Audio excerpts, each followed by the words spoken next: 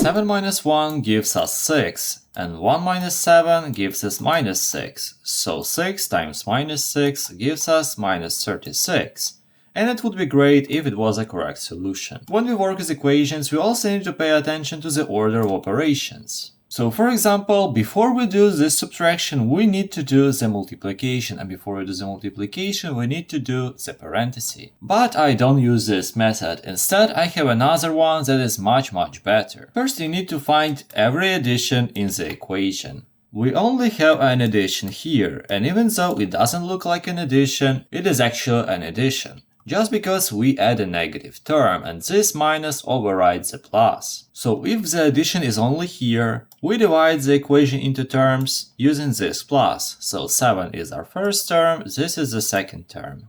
After this, we need to calculate each of them. 7 just stays as 7, we don't even need to calculate it.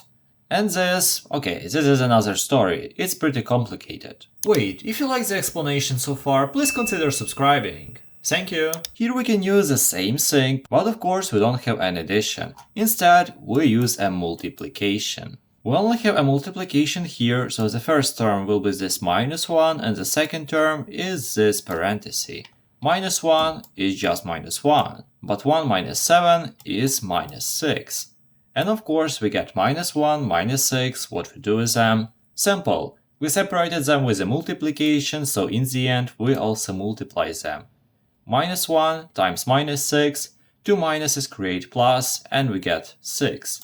And we get 6 and 7. What we do with 6 and 7? We add them. We at the first place separated them with a plus, so in the end we need to connect them with a plus. So 6 plus 7 gives us 13. And 13 is the final solution. If you want to use this method in another problem, so watch this video next and comment your solution. I'll definitely check if it is correct or not. But for now, have a nice day!